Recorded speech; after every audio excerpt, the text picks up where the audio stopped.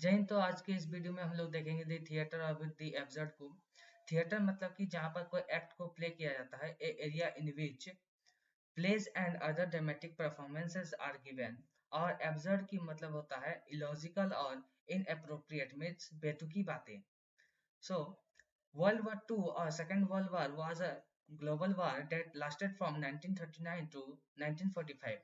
जैसे कि हम लोग जानते हैं कि विश्व युद्ध दो जो एक पूरी दुनिया में सबसे बड़ा जो है एक वॉर युद्ध हुआ था, जो 1939 से लेकर 1945 तक चला, जिसमें कि estimated 45 to 60 million people were killed. इस अनुमान किया जाता है कि 45 से 60 मिलियन लोग इस युद्ध में मारे गए थे। The human situation was basically meaningless and illogical। द्वितीय विश्व युद्ध के बाद जो मानव जीवन है वो बहुत ही जो है क्या बोलते हैं उसको बेतुका और बहुत ही मीनिंगलेस हो गया था। Theatre of the Absurd is a movement made up of many diverse plays written between 1950s and 1960s।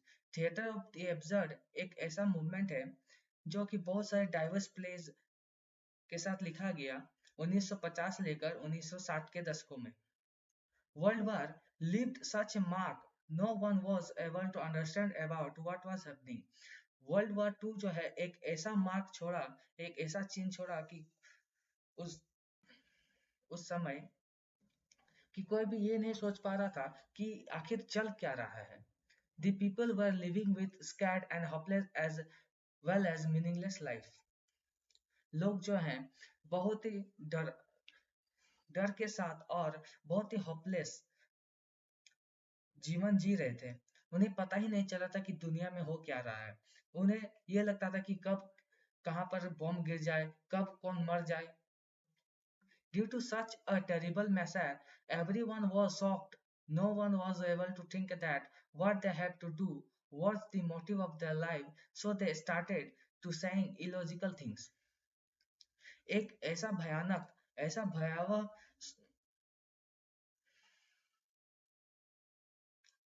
युद्ध देखकर हर कोई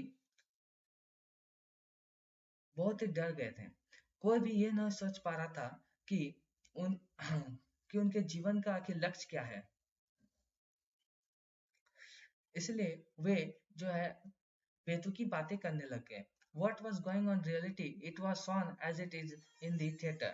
और जो वहां पर असल जीवन में हो रहा था उसी को जो है थिएटर में दिखाया जा रहा था। The theater of absurd means where there were no story, plot and structure in these kinds of dramas। और एब्सर्ड थिएटर उसको बोलते हैं। द थिएटर ऑफ एब्सर्ड का मतलब होता है कि जिसमें कोई कहानी ना हो, कोई प्लॉट ना हो, कोई स्ट्रक्चर ना हो। Characters used to saying weird dialogues and also they were doing strange behavior which has no meaning and illogical।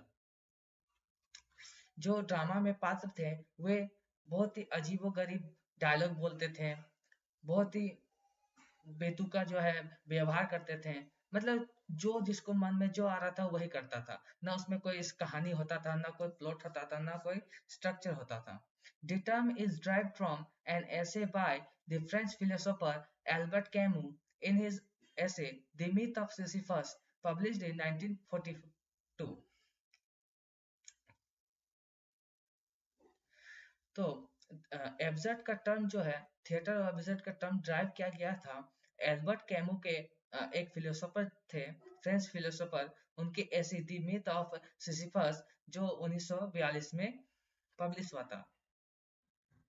So, absurdism was introduced first time in the myth of Sisyphus। absurdism means बेतुकापन जो है वो पहले बार introduced कब हुआ था?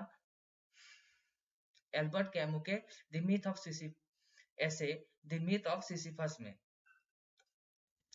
This philosophical ऐसे, थोड़ा सा द मिथ ऑफ सिसिफस के बारे में जान लेते हैं। This philosophical essay, there is a man named Sisyphus who was punished by his king to place a shift a round shaped stone on the top of a mountain, and when the king sent his two soldiers to check if the man is feeling guilty, he is frustrated or not. But when the soldiers reach there, they saw that Sisyphus is happy as he has got a goal for his life. Now is the aim of his life. But if you look at it, it is a illogical and meaningless task for society. But it is meaningful for Sisyphus as it has now become the goal of his life. सो ये जो philosophical ऐसे है Albert Camus के द्वारा, इसकी कहानी ये है कि इसमें एक आदमी रहता है जिसका नाम सिसिफस रहता है, और उसको उसका जो राजा है वो उसे पनिश करता है कि तुमको जो है एक तिरछी माउंटेन में या तिरछी पहाड़ में, इस तरह के पहाड़ में एक पत्थर को है यहाँ पर तुमको रखना है। लेकिन जैसा कि हम लोग जानते हैं कि किसी भी तिरछी या फिर नुकीली जगह पर कोई गोल सामान को नहीं रख सकते हैं, मतलब गोल वस्तु को नहीं रख सकते, क्योंकि अगर यहाँ पर चढ़ाएंगे तो या इधर गिर जाएगा या फिर इधर जो है वो गिर जाएगा। ठीक है, लेकिन हम लोग जानते हैं कि इसका तो कोई सोसाइटी पे कोई डिफरेंस नहीं लाएगा, ये कोई काम नहीं हुआ कि एक पत्थर को पहाड़ के ऊपर चोटी के ऊपर रखने, इससे कोई समाज में बदलाव वगैरह नहीं आएंगे। लेकिन सिसिफस के लिए जो है ये एक उसका जीवन का लक्ष्य बन गया था, क्योंकि वर्ल्ड वार द्वितीय विश्व युद्ध के कारण जो है हमारे लोगों को उनका लक्ष्य नहीं पता चलता था, लोगों का जो जीवन है वो बेकार हो गया था, वो बेतुकी बातें बेतुका व्यवहार करते थे। ठीक है, लेकिन जब उस राजा ने अपने सिपाहियों को बोला कि जाओ देख के आओ कि जो सिसिफस जिसको मैंने दंड दिया है वो अपने किए पर पछता रहा है या नहीं, वो फ्रस्ट्रेटेड हो गया है कि नहीं। लेकिन जब वो सैनिक वहां पहुंचते हैं तो वो क्या देखते हैं कि सिसिफस जो है बहुत शिद्दत और बहुत ही मेहनत के साथ उस काम पे लगा हुआ है, क्योंकि उसको अब उसके जीवन का लक्ष्य मिल गया था। और द मिथ ऑफ सिसिफस का एक बहुत ही अच्छा जो है सेंटेंस है, one most assumed Sisyphus is happy, one line from the essay that is a good sentence. One must assumed Sisyphus is happy, कि सिसिफस जो है इस बेतुका या फिर बेतुका काम से भी खुश है। अब कुछ जो है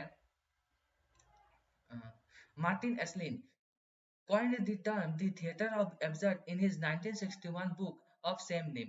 मार्टिन एस्लिन जो है ये term the theatre of absurd को कॉइन किया था 1961 में। The theatre of absurd came in 1950s and ran till 1980s. The theatre of absurd जो है वो 1950 से लिखा गया और 1980 तक चला। 30 साल तक थिएटर ऑफ एब्सर्ड मीन्स बेतुकी कहानियां चलती रही। एब्सर्ड ड्रामास वे not in sequence and characters remained confused throughout the pledge.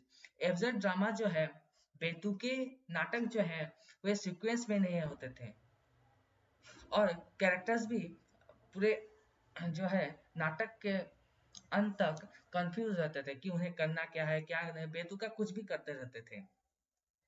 Absurd drama focused on inner world of human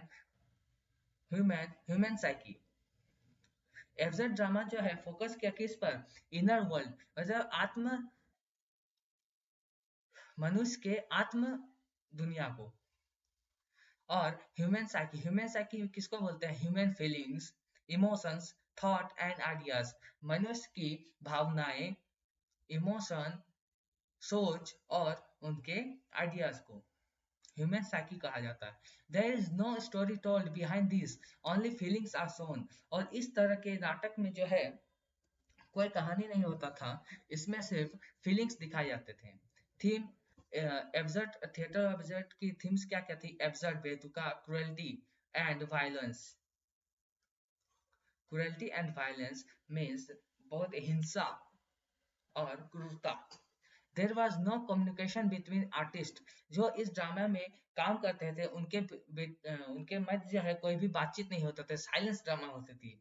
playwright developed independently of each other. Such dramas ask its viewers to draw his or her own conclusion as there were illogical and weird things in absurd drama. So इस तरह के जो नाटक थे इसमें जो दर्शक है उनको ही इनका कंक्लूजन मीन्स इसका क्या जो है थीम रहा या फिर क्या मोटिव रहा वो उनको खुद से सोचना पड़ता था, क्योंकि इस इस तरह के जो एब्सर्ड ड्रामास थे उसमें इलॉजिकल और वेird थिंग्स विद बेतुकी बातें और बेतुका व्यवहार किया जाता था। However, panic stricken, the characters perform their business serves to highlight the fact that nothing happens to change their existence. लेकिन फिर भी इन समय में इस तरह के नाटक में, बेतुकी नाटक में भी लोगों के जो है बिजीनेस यानी कि वो कितने बिजी है अपने लाइफ में, जिंदगी में, उसको दर्शाया जाता था। जो लेकिन जो कि सोसाइटी में कोई भी बदलाव नहीं लाता था। However, the dramas were illogical, but there were some secret motives and messages behind it. There were repetitions, puns and glitches in dramas. लेकिन इस तरह के ड्रामा में भी बहुत ही छिपे हुए जो है मोटिव्स रहते थे। उनके जो डायलॉग्स थे वो पंस क्लिचेस और ड्रामास, बार बार एक ही ड्रामा को करते थे, बार बार एक ही एक्ट करते रहते थे। Absurd theatre rejects the conventions of Aristotelian well made play.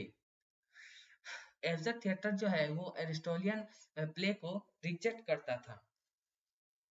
अब एरिस्टोल के बारे में थोड़ा जान लेते हैं। एक ग्रीक फिलोसोफर था जो who told in his one of the work poetics, उसके एक काम poetics में that how a drama is made, कि poetics में उन्होंने बताया है कि इन्होंने अरिस्टोल ने कि एक ड्रामा कैसे बनता है, एक परफेक्ट ड्रामा कैसे बनता है, उसका प्लॉट कैसा होना चाहिए, उसका थीम क्या होना चाहिए, ड्रामा का स्ट्रक्चर, कैरेक्टर और म्यूजिक क्या होना चाहिए। तो इसी को जो है एब्सर्ड और ड्रामा रिजेक्ट करता है, फॉलो नहीं करता, क्योंकि जो एब्सर्ड थिएटर और एब्सर्ड या फिर एब्सर्ड ड्रामा है वो बेतुका या फिर वो सीक्वेंस में नहीं होते थे। When for first time this type of drama performed shocked their audience as they were startlingly different than anything that had been previously staged. जब पहली बार एब्सर्ड ड्रामा परफॉर्म किया गया तो उनके ऑडियंस जो दर्शक थे वो बहुत शॉक हो गए कि ये जो ड्रामा है, एब्सर्ड ड्रामा है, ये पहले जो नॉर्मल ड्रामा होते थे उनसे बहुत ज्यादा डिफरेंट है। क्योंकि ये बेतुका ड्रामा है, कोई भी कुछ भी डायलॉग बोलता था, कोई कैसा भी एक्ट करता था, बार बार रिपीट करता था। This type of dramas was created so that people can know how hopeless, hollow and troubled people had become after World War II. तो इस तरह के ड्रामा को इसलिए क्रिएट किया गया ताकि लोगों को ये समझ आ सके या फिर लोग ये जान सके कि जो है आखिर विश्व युद्ध 2 के बाद उनका जीवन कैसा हो गया है, कैसे खोखला और मीनिंगलेस हो गया है उनका life. Martin Esslin given a definition of absurdism. Martin Esslin ने एब्सर्डिज्म का एक डेफिनेशन दिया है। It is the inevitable devaluation of ideals, purity and purpose. So ये था absurd sorry theatre of the absurd का पूरा नोट्स और हिंदी एक्सप्लेनेशन, और नेक्स्ट वीडियो हमारा रहेगा ड्रामेटिस्ट्स ऑफ एब्सर्ड थिएटर। जो एब्सर्ड थिएटर है उनके प्रमुख जो नाटककार या फिर लेखक हैं उनके बारे में वीडियो बनाया जाएगा। तब तक के लिए जय हिंद।